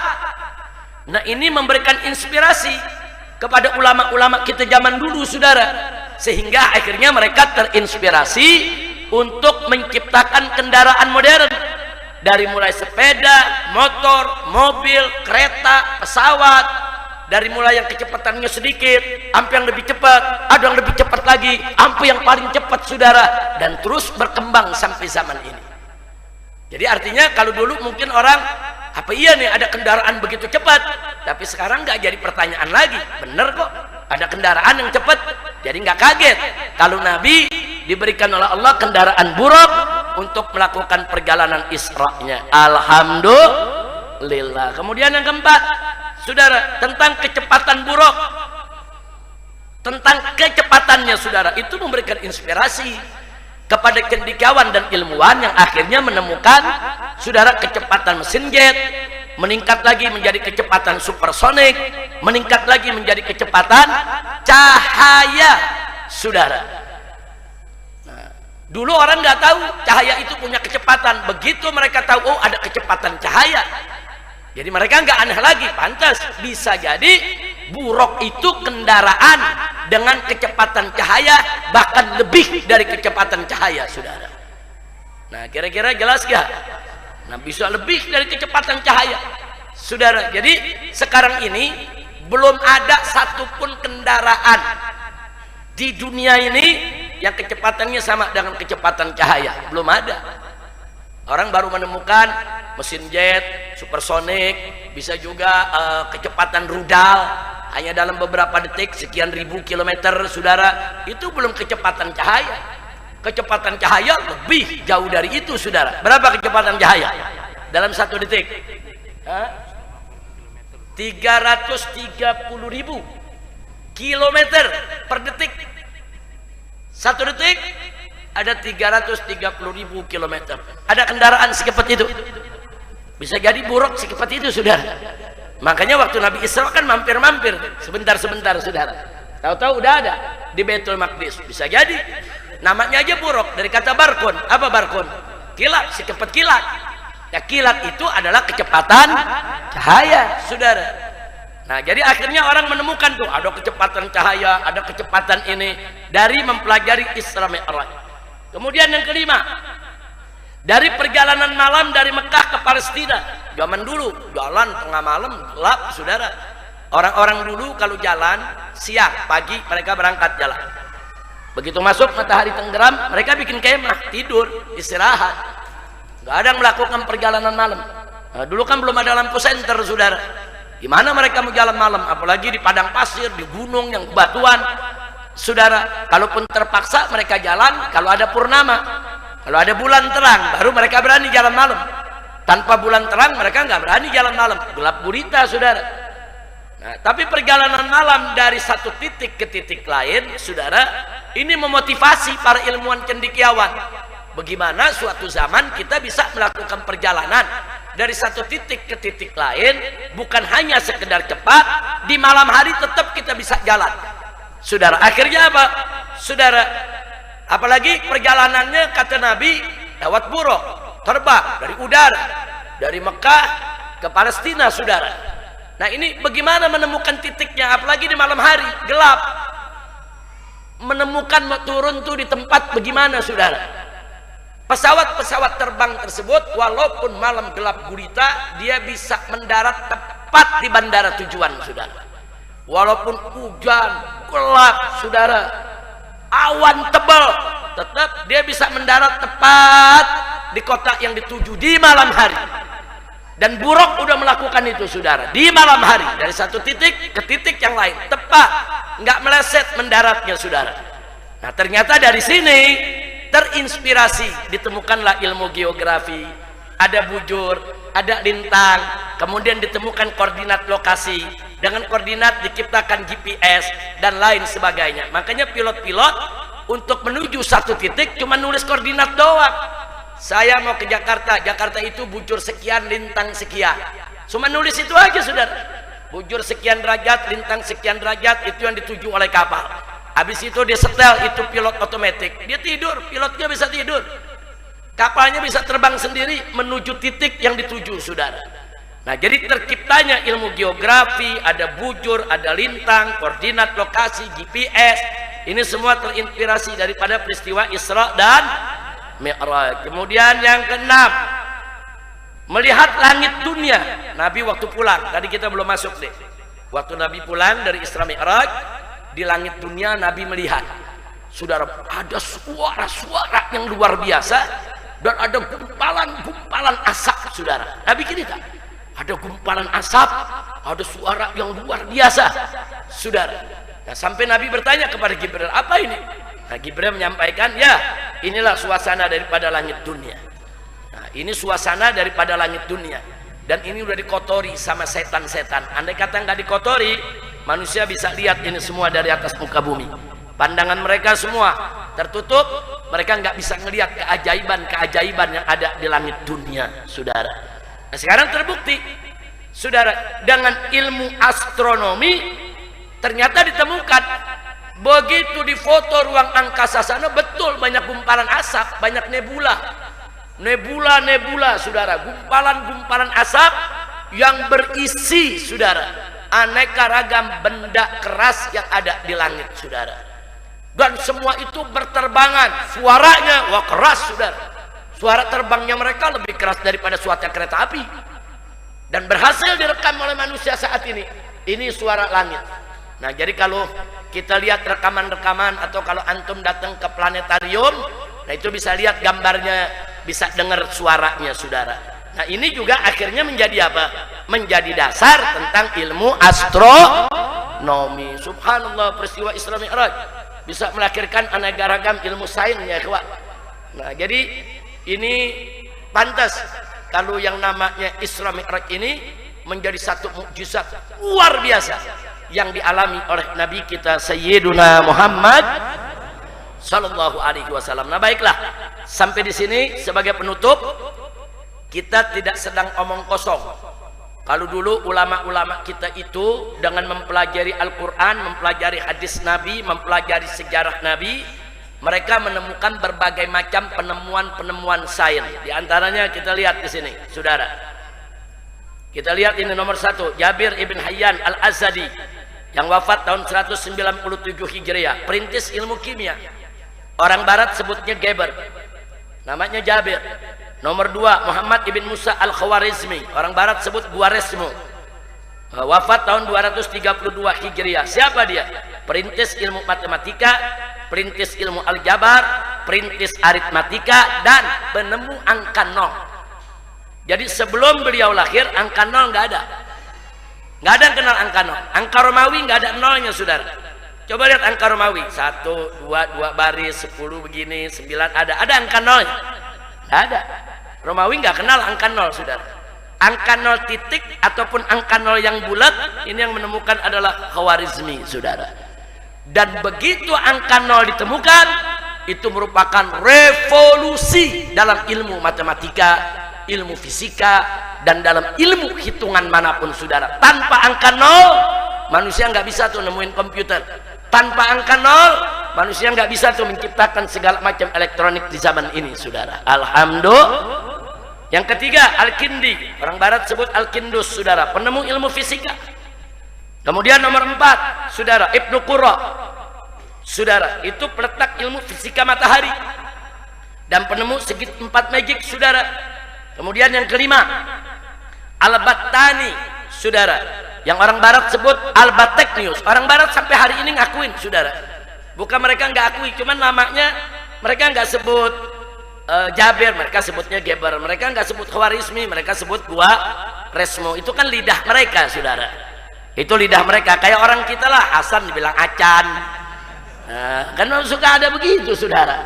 Nah, jadi mereka sebut itu tadi. Kemudian siapa ini Al-Battani? Ini peletak prinsip trigonometri. Ini yang menemukan sin, kostan, dan kostangen, saudara. Ini kalau guru-guru yang biasa ngajar nih tentang sin, kos, tangen, saudara. Nah, ini yang menemukan siapa? Yaitu Al-Battani, bukan orang barat yang nemuin, saudara. Mereka hanya melanjutkan, mengembangkan sampai saat ini. Tapi penemunya adalah ulama kita. Nomor 6, kita lihat saudara Ar-Razi, ini bapak kimia klinik kedokteran, kimia klinik kedokteran saudara.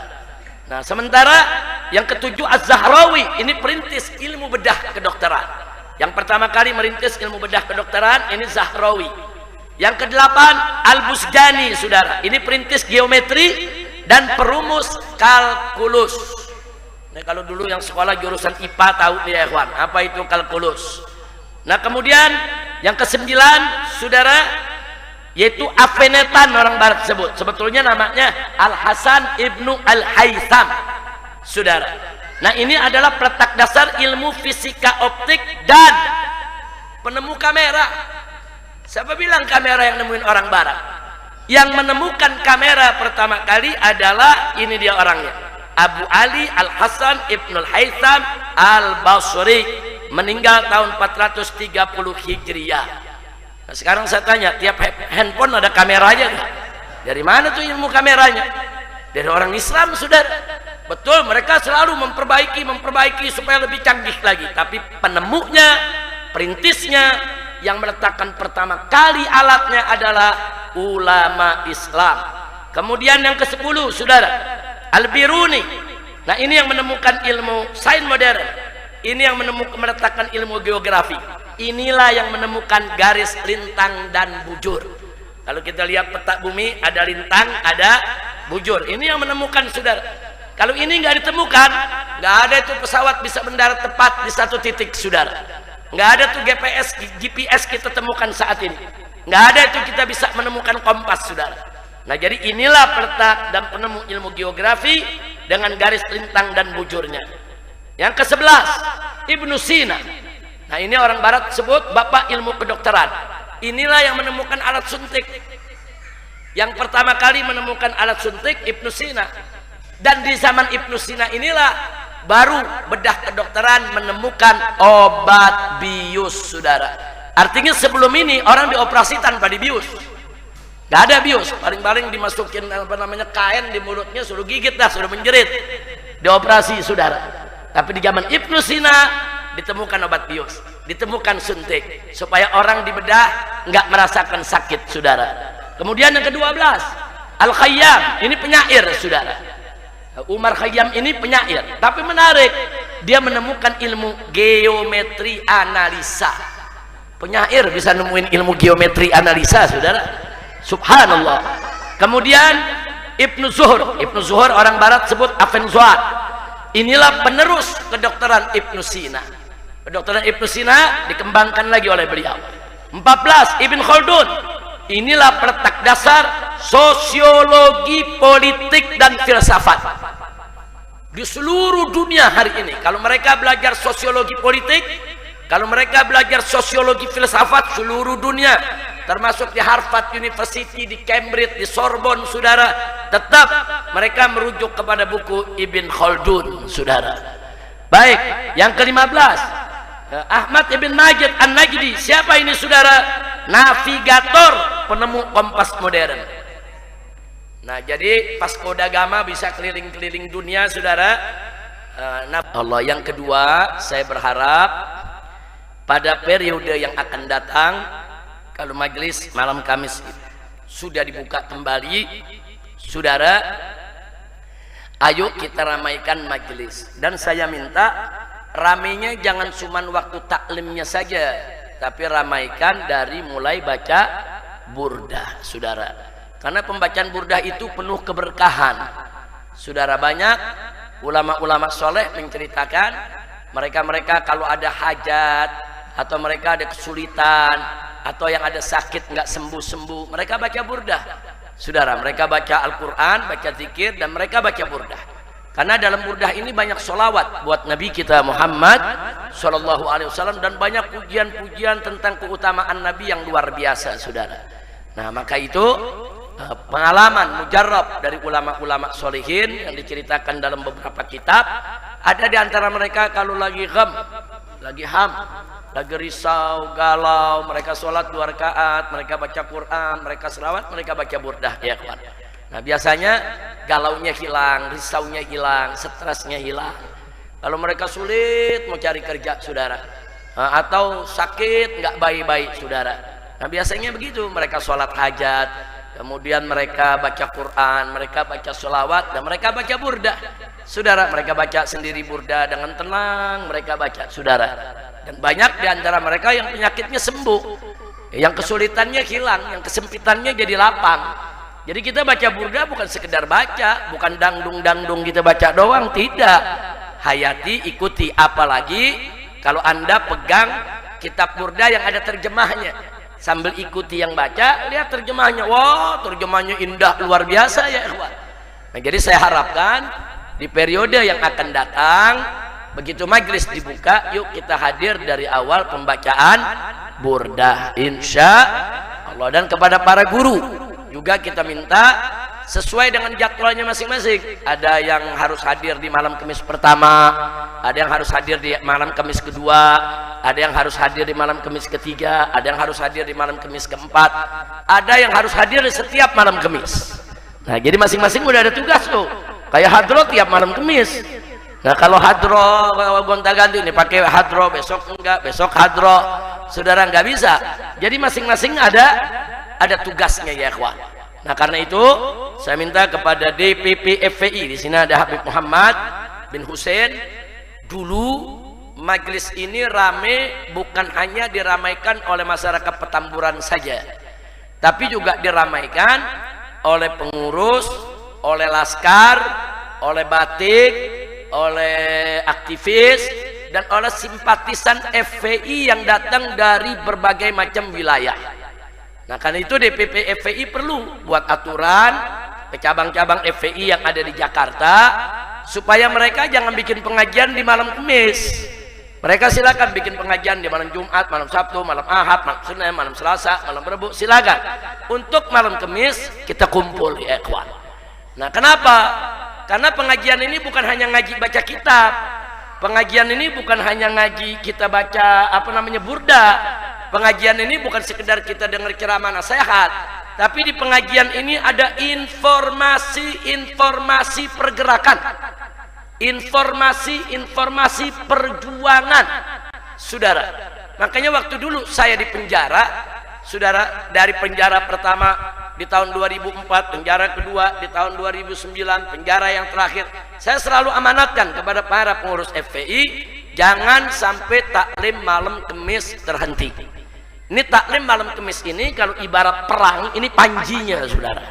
Kalau panji ini tumbang, ya tumbang udah perjuangan. Jadi walaupun saya di penjara, tetap pengajian ini ada, seolah-olah nggak ada apa-apa sudah. Nah di sini kita berikan informasi perjuangan, karena kan banyak informasi yang umat mesti tahu. Contoh, sekarang lagi rame soal Board of Peace saudara, soal Dewan Perdamaian Gaza, yang mana presiden kita ikut masuk gabung ke dewan tersebut yang didirikan oleh Trump saudara. Ini bagaimana sikap kita? Ya memang FPI sudah mengeluarkan pernyataan sikap, tapi pernyataan sikap ini kan perlu dijabarkan, pernyataan sikap ini kan perlu disampaikan ke umat saudara. Nah jadi kita perlu tahu, jadi pengajian Al-Islah ini sejak dulu bukan hanya pengajian ilmu, tapi juga pengajian pergerakan. Bahkan dulu tiap demo diumuminnya di masjid saudara. Besok kita akan demo ini, lusa kita akan ada aksi ini, kita akan tuntut persoalan ini, semua kita laksanakan di masjid saudara. Karena memang masjid bukan hanya untuk sholat 5 waktu saja, bukan hanya untuk iktikaf zikir saja, bukan hanya untuk buka kitab belajar saja, tapi juga untuk mencerdaskan umat agar umat tahu situasi apa yang terjadi di sekitarnya, dan umat bisa dibekali mereka harus bersikap bagaimana. Sebab bahaya kayak kemarin bulan Agustus ada demo segala macam, kalau nggak dikasih arahan Ustadz bagaimana? Bisa semua jamaah ikut saudara. Kadang-kadang ada demo besar, kita mau ikut, kita nggak tahu nih yang demo siapa, yang biayai siapa, yang jadi kepalanya siapa, yang dituntut tuh apa. Nah kalau di FPI kita pelajari dulu apa sih tuntutannya. Tuntutannya betul gak buat umat, betul gak buat bangsa, betul gak buat negara, betul gak buat agama. Nah kalau betul kita dukung. Lalu kita lihat juga siapa sih orang-orang yang terlibat di sana. orang-orang yang baik, orang-orang yang jujur, atau yang selama ini orang-orang bermasalah. Kadang-kadang umat nggak tahu, saudara. Nah, umat main ikut saja. Nah, masjid ini, saudara, kita selalu umumkan. Awas, hati-hati ya, ada gerakan ini. Awas ya, hati-hati ada gerakan ini. Maka itu saya minta kehidupan majelis taklim malam Kamis dikembalikan seperti semula. Ini adalah pusat pergerakan kita semua, li'ila kalimatillah subhanahu wa ta'ala. Setuju tidak? Siap hadir? Ajak saudara kita, ajak tetangga kita, ajak teman kita. Wabil khusus di DPP FPI harus keliling, saudara. Semua cabang-cabang posko-posko FPI yang ada di Jabodetabek, saudara, harus ditekankan, wajib hadir, wajib ikut ngaji, wajib mereka tahu, karena nanti akan ada informasi-informasi. Apalagi selawat terus kita gaungkan. Tapi begitu ada berita penting, kasih tahu ke umat yang datang pulang ke rumah masing-masing, kasih tahu keluarganya, kasih tahu semua pengurus yang ada, sehingga gerakan kita selalu terarah dan terkendali, insya.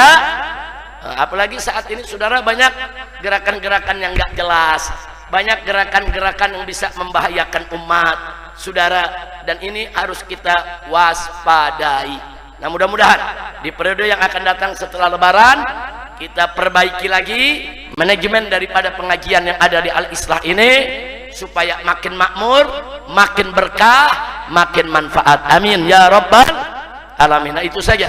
Jadi kita ucapkan terima kasih kepada semua para guru, sama Habib Muhammad, Habib Hanif, Ustaz Abdul Rashid, Kiai Haji Nur Zain yang luar biasa, saudara, selalu berusaha untuk hadir.